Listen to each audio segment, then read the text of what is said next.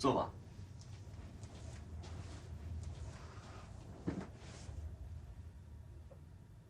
别害怕，就算前面坐满了人，你翻译你的，不要受干扰。你告诉你自己，交船的时候不是也是这么多人吗？现在只不过多了这么一个同船间而已，没什么大不了。我现在准备放录音了，你先听一遍，我们先来一遍交船，这样你可以闭着眼睛翻。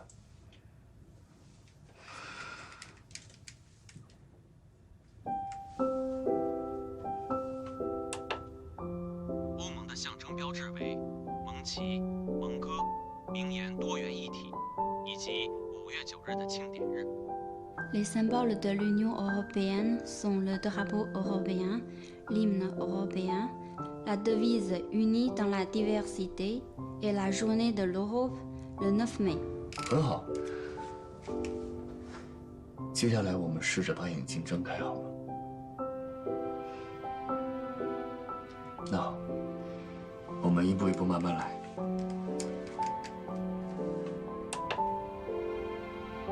自从欧元正式流通，它就成为了欧盟最主要的标志。欧元是把欧洲人民联合起来的具体的、物质的联系。第3个重要标志，欧洲议会，统一及民主的价值见证。自从1979年来，欧洲议会议员通过普选产生，选举事件被作为欧盟建设的关键时刻之一。此时政治意义的欧盟成为了人民大众的欧盟。Depuis sa mise en circulation, l'euro est devenu un symbole majeur de l'Union européenne. L'euro est le lien concret, matériel, qui unit les peuples européens entre eux. Troisième symbole important, le Parlement européen témoigne des valeurs d'unité et de démocratie. Depuis 1979, les députés européens sont élus au suffrage universel. L'événement est présenté comme l'un des moments clés de la construction européenne, celui où l'Europe politique devient une Europe des peuples. 非常好。接下来，我们试着同船怎么样？别紧张，别紧张，把眼睛睁开。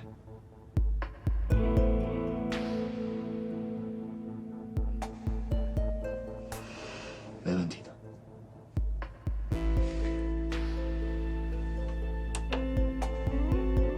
欧盟的象征标志为盟旗、盟歌、名言多元一体， Les 以及5 symboles 月 de 9日的庆典 l'Union 日。 européenne, 自从欧元正式流通，它就成为了欧盟最主要的标志。不行，欧元是把欧洲人民联合起来的具体的。不行，我看到外面我就觉得心慌。这绝对不是身体上的问题，这是心理问题。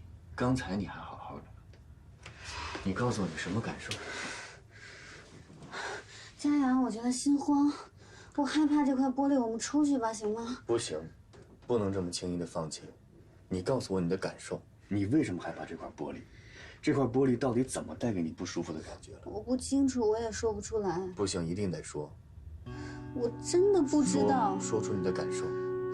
你现在是什么感觉？我就是觉得心慌。我看着前面一排排的座椅，我觉得上面都是人。有人怎么了？交船的时候不是也都是人吗？我觉得上面坐了很多人，我觉得他们都有生命危险，像我妈妈一样。你妈妈？不行了，佳阳，我要出去。好好好，走，咱们出去说。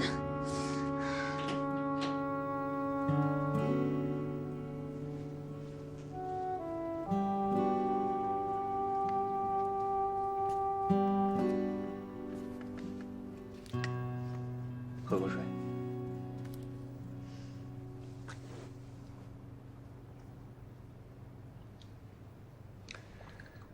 跟我说说，为什么会在同船间想到妈妈？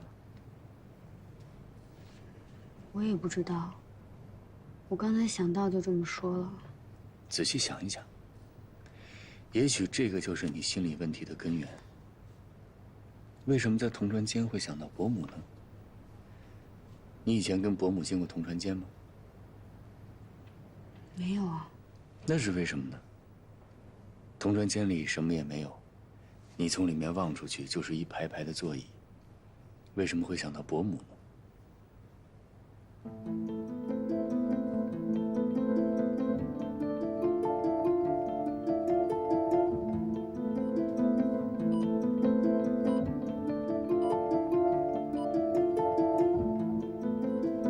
想到什么了？佳言，我好像找到我自己害怕同船间的原因了。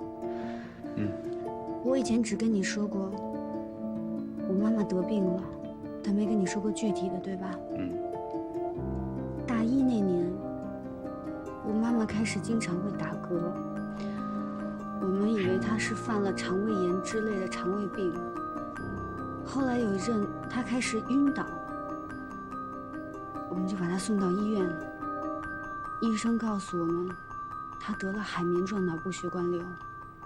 海绵状脑部血管瘤，那不是我哥的研究方向吗？对，我也是后来才知道佳明转研究这个。医生说我妈妈的这个病是长在脑干部位，压迫了中枢神经。如果颅内出血的话，就必须要动手术。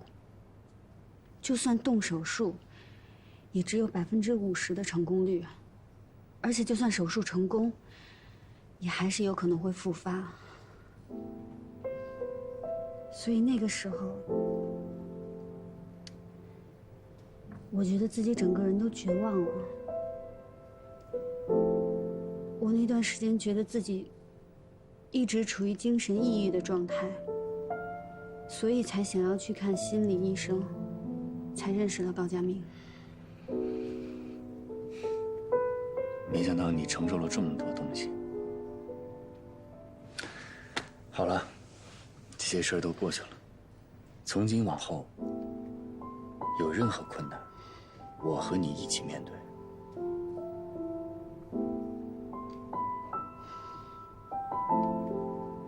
自从妈妈那个时候得了这个病，我就特别害怕医院。因为我到现在还记得，妈妈做完手术的时候，有48个小时还要待在重症监护室进行观察。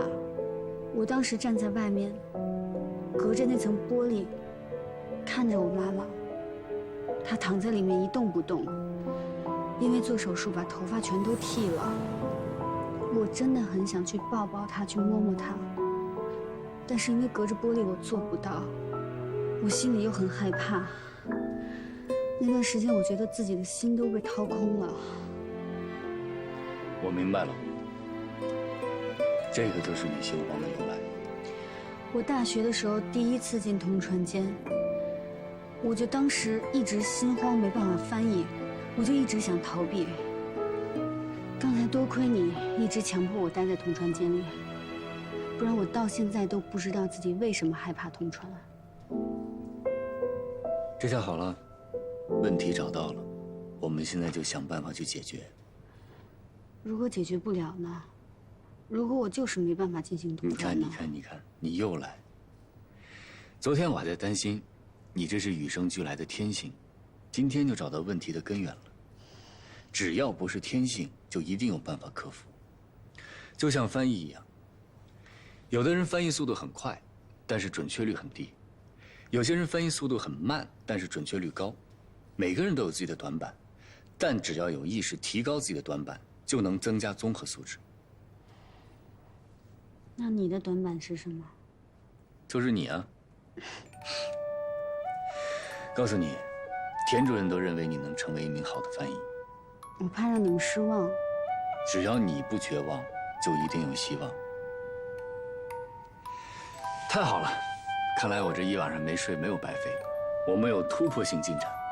走，带你吃早餐去。你真傻，你怎么真在这儿等了我一晚上啊？离家部的会还有一定的时间，我先陪你回家，你去洗个澡。好，走。老慢去。哎呦，昨天晚上李佳黑了。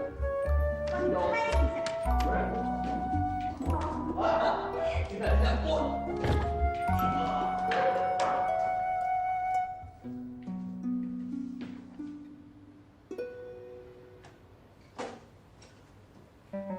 变态，给你煮了白粥，在厨房搁着呢。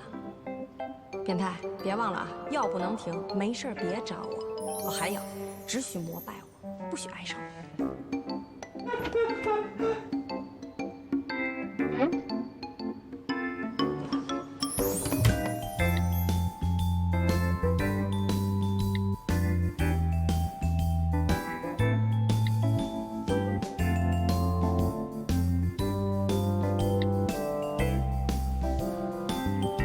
喂，你好，帮我找一个可以做饭的阿姨。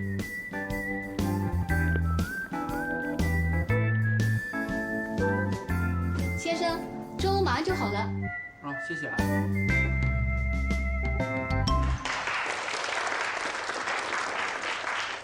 最后，欢迎王储阁下和太太的来访，对你们的慷慨和热情表示衷心的感谢。Bienvenue à vos Altesses. Je vous remercie encore une fois pour votre passion et votre générosité.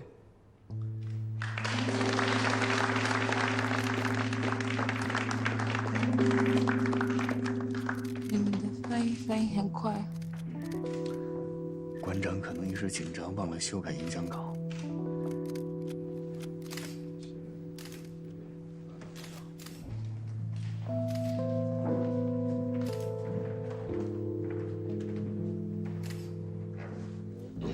Je suis fan de la calligraphie. La culture chinoise me passionne. 我是一个书法爱好者，很喜欢中国文化。我的朋友书法家王梅芳，他非常喜欢家布，今天特地写了一幅字。Mon ami calligraphe Wang Meifang aime beaucoup le gabou. Elle a fait pour vous une calligraphie comme cadeau.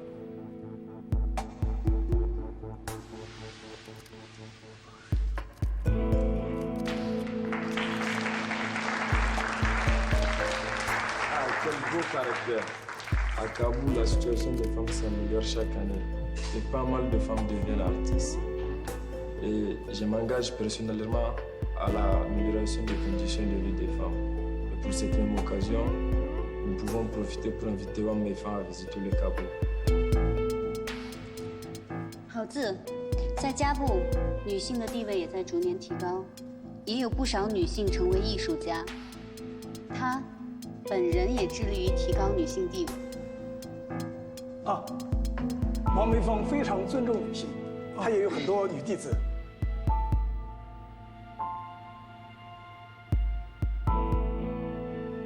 Wang Meifang a aussi des femmes disciples. Il a un grand respect pour les femmes. Il paraît que mon frère va faire un discours sur l'amélioration des femmes en Afrique, basé sur votre femme calligraphe. On n'a pas reçu le communiqué de presse. C'est possible de reporter le discours au dîner? Tu le sais bien, le prince fait souvent des siennes. 台上出了点误会，王梅芳是个男的，你去跟王子解释一下。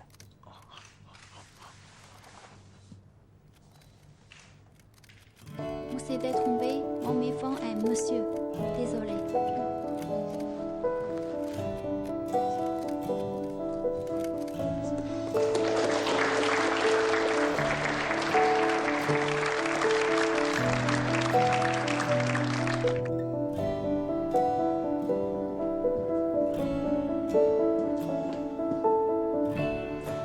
拿到了，还有多长时间？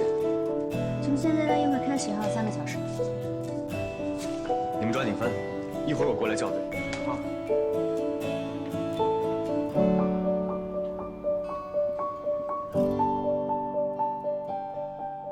今天谢谢你啊，乔飞。如果家部王储真的因为我犯错了男女，从王梅芳开始讲女性的地位，我就真的没法弥补了。我之前就跟你说过，这家部王储想干嘛就干嘛。这王梅芳这名字听起来确实像女的哈。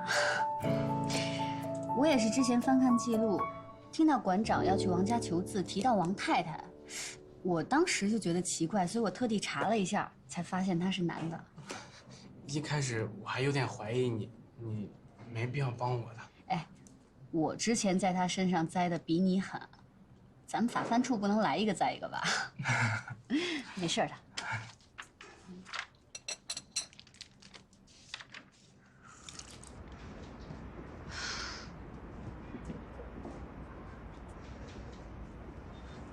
218路车是在这坐吗？你的车呢？放单位了。那你明天怎么办啊？坐公车呀，在公车上偶遇，应该不会有人说闲话了。你不用这样吧？今天翻译表现不错。饿了吧？我让礼宾部的同事给咱俩留盒饭了，你也没吃。去我家吃吧，我们家还有速冻面。累了一天还吃速冻食品，多可怜！你来我们家，我给你做。别做了，多麻烦呀！我冰箱里还有寿司。那不还是速冻？不是速冻的，我做的。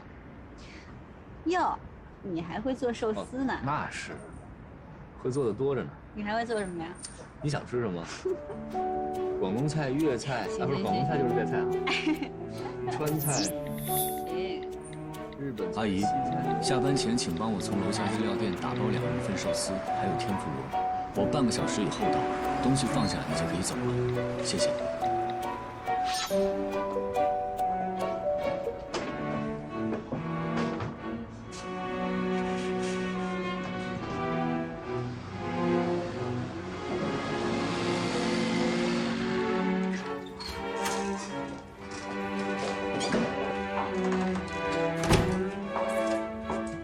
你坐沙发上等着，我给你快。我帮你啊。不用，你坐着等。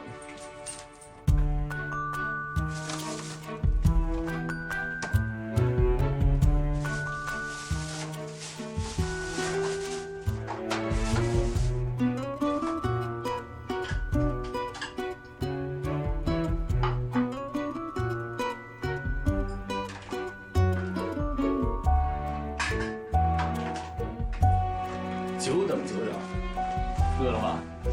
简单营养有健康。哎呦，白马庄园呢？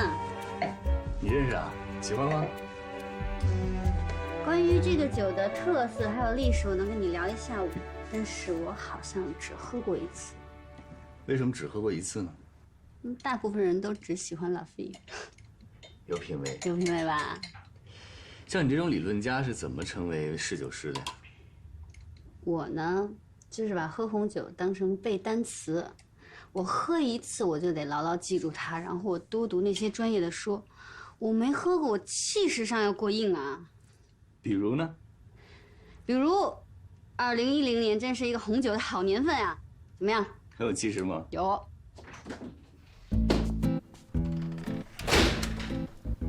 哎呀，刚刚好，刚刚好。店里的人说啊，天妇罗凉了就不好吃了。我把寿司先拿上来，又下去买了这个。你们先吃，我就先走了啊。不懂理论也可以做寿司哈。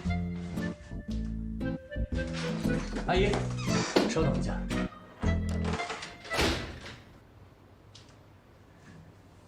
我妈一个月给你发多少钱啊？3500。这是4000，你这个月的工资，多的500是因为你照顾了我哥。应该的，应该的。你妈请我就是一天做3顿饭，到哪都是做嘛。还有就是明天你就不用来我这儿了，你就把我哥的手照顾到他康复为止，工资从我这里。就是不从你妈那领工资了，对吧？对。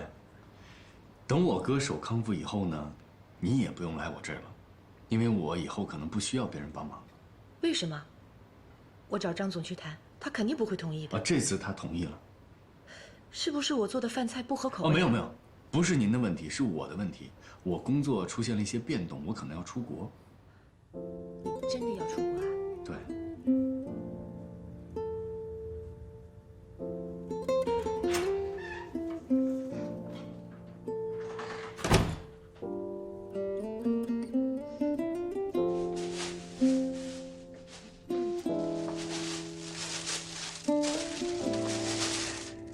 是吧？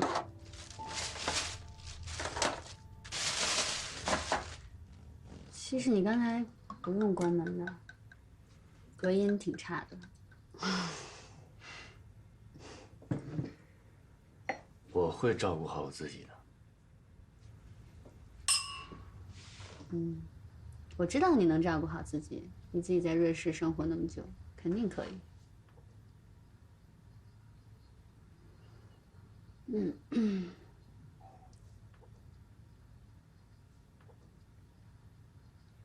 啊，对了，你什么时候走啊？去哪儿啊？外派。嗨，我那么说是为了让那个阿姨心里舒服一点。我不走。你是为了我在跟家里闹别扭吗？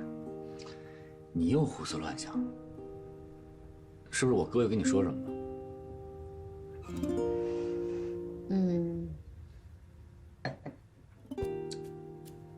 其实我想过，我是你的实习生嘛，你对我好的话，别人会说你是在偏袒；你对我严格，大家也会说那装什么样子啊这种。所以只要我跟你在一起，我们的关系就会成为你事业上的屋顶。大家会一直拿我跟你在一起这件事情来说事。我不在乎，我也不害怕。我难道还要靠别人怎么说我活着吗？我只会听从我自己内心的声音。对了，跟你说件正事儿。关于你进黑匣子有心理障碍的问题，我咨询了我心理学的朋友，他们还是觉得你这种问题需要正向引导，积极的去面对，还是要多进同传间去练习。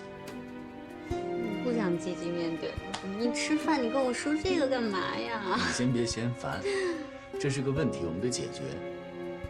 你对同传间有畏惧，我一定要帮你打破这个心理障碍。所以，从明天开始，每天我带你进一次同传间。你进去的多了，你自然而然就觉得这是一件很自然的事情，你就不会有这么大的心理负担。起码再听到黑匣子，你不会有这么大的反应。哎呦，别唧唧歪歪了，来，干杯！祝你早日克服同传障碍。我拒绝。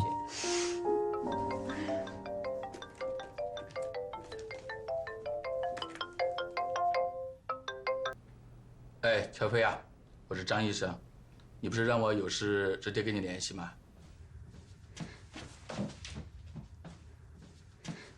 张医生，是不是我妈妈的手？不是的，是今天你妈妈来复查的时候呢，晕倒了，后来呢就恢复知觉了。我带她去神脉检查了一下，还是她的老毛病了，海绵状血管瘤。我记得你跟我说过，你一直想替你妈妈在上海做介入手术。对，医生也说了，一直在等待时机，因为血管瘤长在脑干部位。所以风险很大。是的，我们这儿神脉的李主任也这么说。你不用太担心 ，CT 显示的情况呢还算良好，边界也清晰。但是他让我必须通知你，你妈妈出现晕厥的症状呢，脑干周围啊有个渗血点，证明最近一个阶段要加强注意，密切的观察。如果周围血管有出血前移，就需要立刻手术了。好，我马上回来吧。你也先别急，我建议你尽快和上海这边的医院联系，确定方案，把他接过去。我打电话给你的，就是让你心理准备。手术是势在必行了，你作为家属呢要有了解，但不要过度的担心，干扰患者的情绪。何况你妈妈的心里，你就是她的一切。我明白了，谢谢张医生。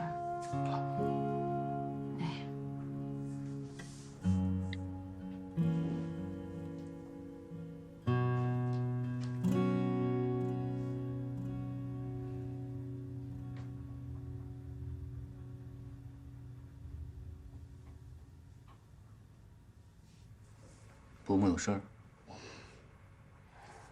还瞒我？隔音不好，你忘了？出什么事了？没事儿，不想连累你。我起码可以帮你们联系莫雷，帮你们找医生。你知道吗？我妈妈的病，不是说轻易找一个医生，筹集到了手术费就可以去做手术了。以她的年纪，还有她的病情，要做介入式手术，必须要有最大的把握。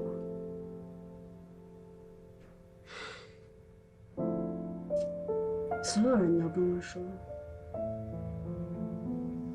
做手术要么成功，要么就是生死一线。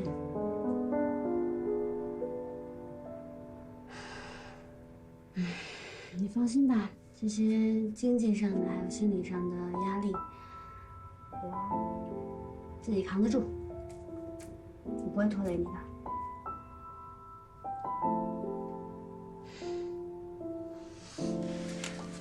而且，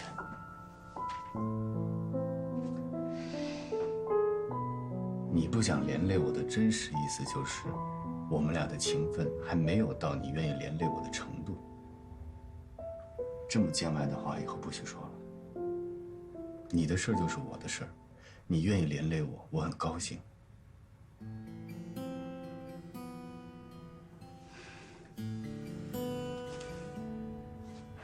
谁？你有没有在想我？怎么一想到你，别害怕，我在这儿，咱们一起想办法。谁？从遇见你那天起，我是不是就深深爱上了你？不管爱你知不值得，我只要简单的快乐。不管是对错的选择，只要爱了就不会割舍。Mon chéri，相信我，如果世界没有了你，爱情就失去所有的意义。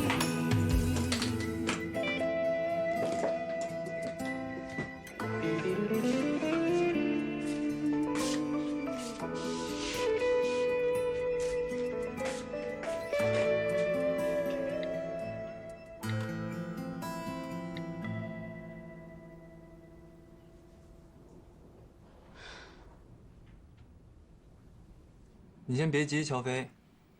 你妈妈的 CT 明天能快递到上海吗？这样，明天你来医院找我。好。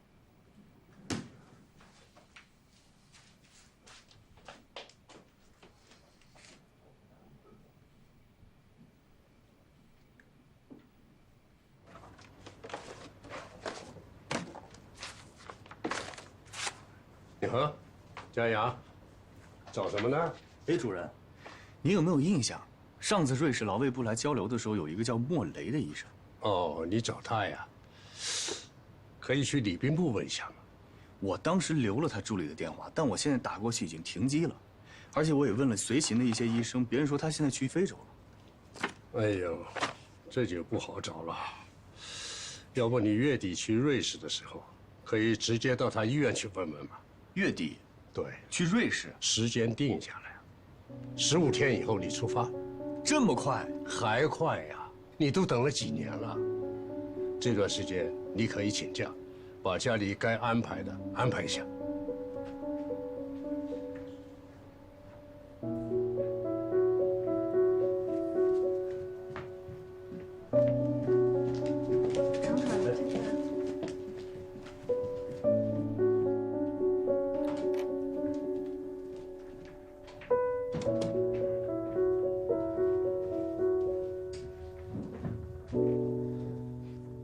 主任，这次能不能别派我去瑞士了？为什么呀？这么好的机会，我家里有点事儿。什么事儿比你的事业更重要？外派的机遇难得，可遇不可求啊。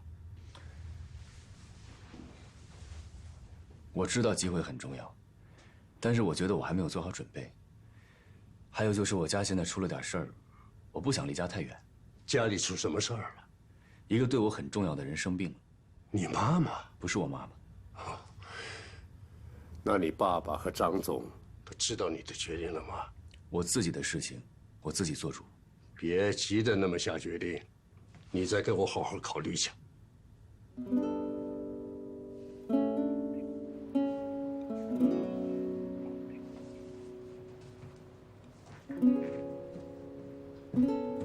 看什么呢？这么入迷？非洲的君主制。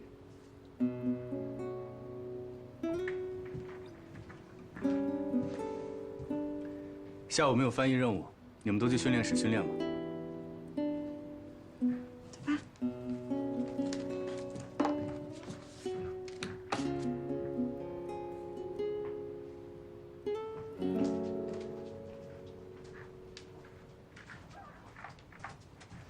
老田啊，我很好，哎，老程他也很好啊，我们家人都很好，你什么意思呀？啊，盼着我们家谁得点病啊？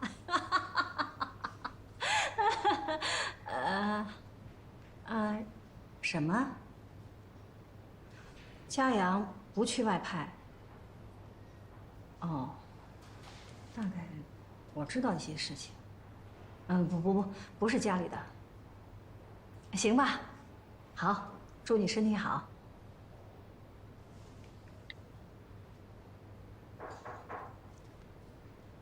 进来。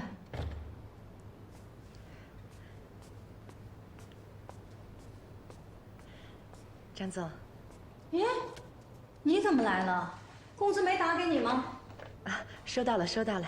我是来退工资的，嘉阳已经给我了，你再给就多了。哦，他怎么说的？他说以后我的工资就他给，但是要我去照顾佳明，等佳明的手完全康复了，他再给我找新的工作。新的工作？嘉阳是不是要外派呀？不知道。我估计大概是他谈恋爱不好意思了。昨天他带回来一个姑娘，长得还挺漂亮的。是不是佳明隔壁的女孩？佳明隔壁住的是谁？我不知道啊。对了，佳明的手怎么样了？他每天练习着缝合，缝个橘子都合不拢，看他挺受罪的。这孩子真是太执着了。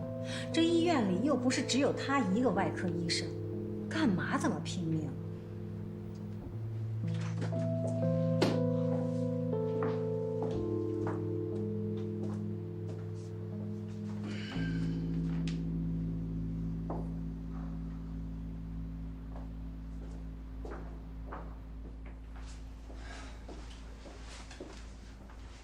呀，不让你休息吗？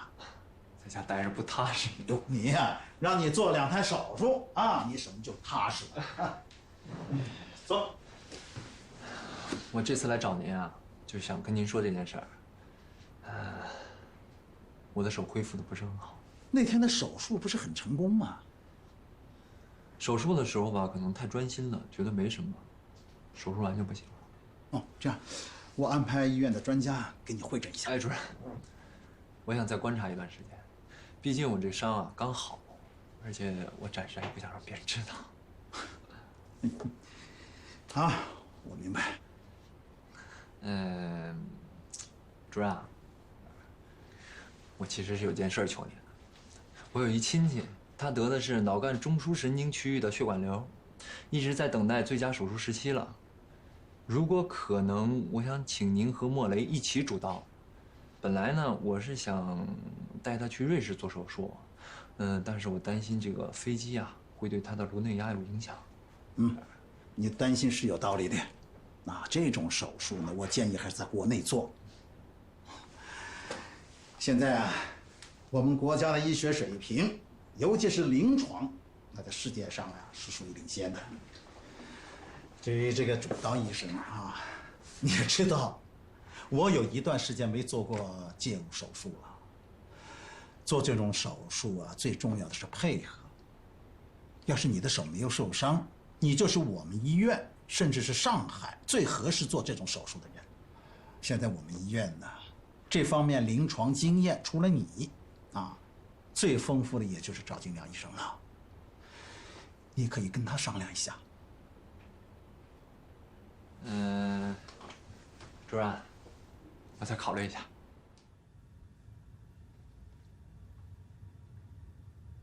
你漏了一句啊！还真是，不像你啊，心不在焉的。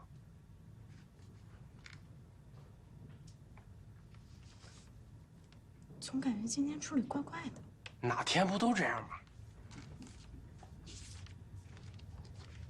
我去趟厕所啊。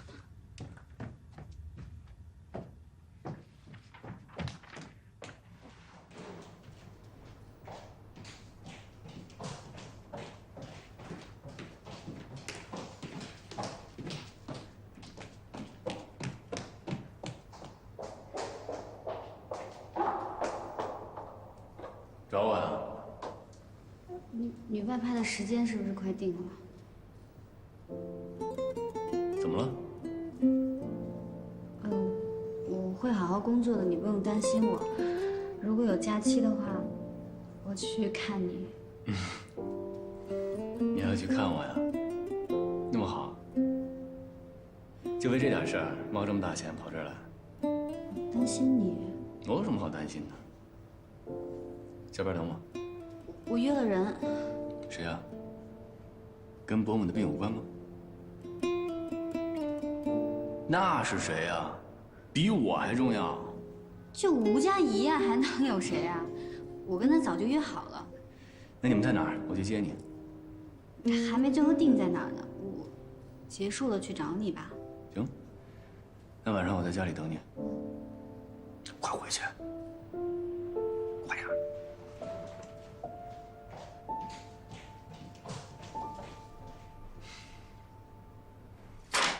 这个呀，就是肾血点，有明显的造影。阿姨如果再次出现昏厥，那情况就不好了。现在医院给打的针啊，是消炎化淤血的，但是不进行手术还是没办法控制。如果血管瘤压迫，就有可能造成血管爆裂的危险，所以要尽快手术，转到上海医院观察2、3天，等到肾血点的淤血收干净了，马上手术。成功率是多少？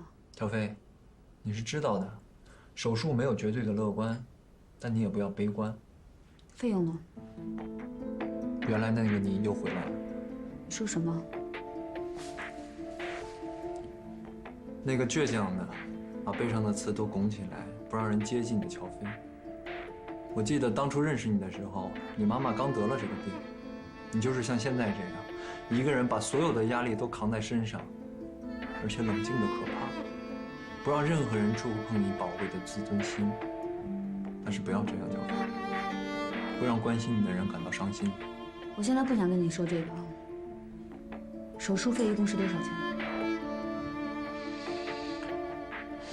最起码25万吧，开颅手术费7万多，还不算请外国专家的。术后恢复高压氧要10万，头骨修复要8万，这些都是一般材料，还不算进口。25万。钱的问题你不用担心，我可以帮你。不用，钱的事情我会自己想办法。那让程家阳帮你，他是你男朋友，名正言顺，他不处理谁处理？我给他打电话。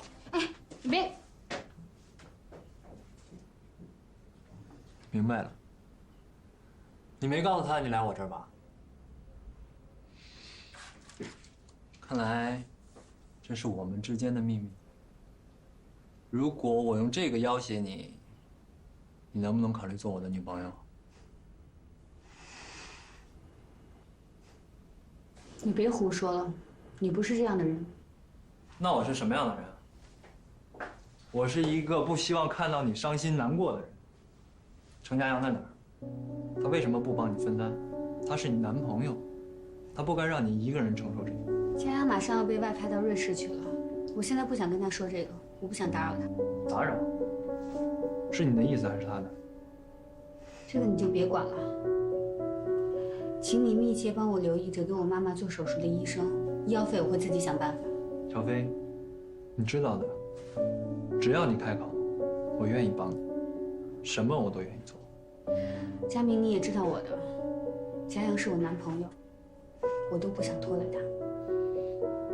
你这种性格的，有的人会认为你太替别人着想，有的人呢，又觉得你太爱逞强。你知道我怎么看吗？随便你怎么看。我觉得你两者都有，一方面你太善良，又太爱替别人着想；另一方面你又太固执，太爱逞强。没事儿，就算程家阳靠不住，我总在身边吧。有什么我可以帮你的，尽管告诉我。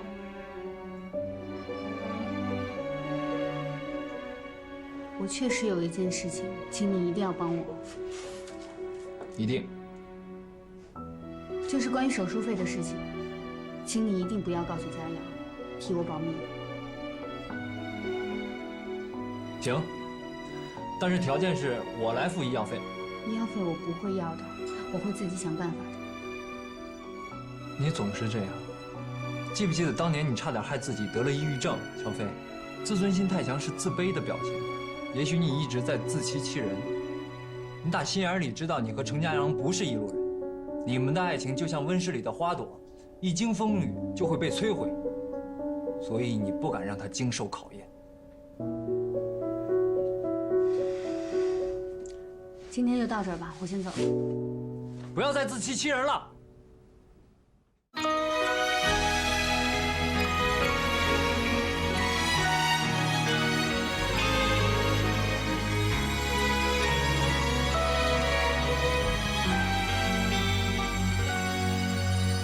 爱像奔跑的蜗牛，晃悠悠，背囊里预备的温柔，精心保留，在拥挤人群里等候，频频回首，直到你出现才罢休。离开界限，你是我的终点。未来多少冒险不后退，永远不算远。爱情的旅途要攀登多久？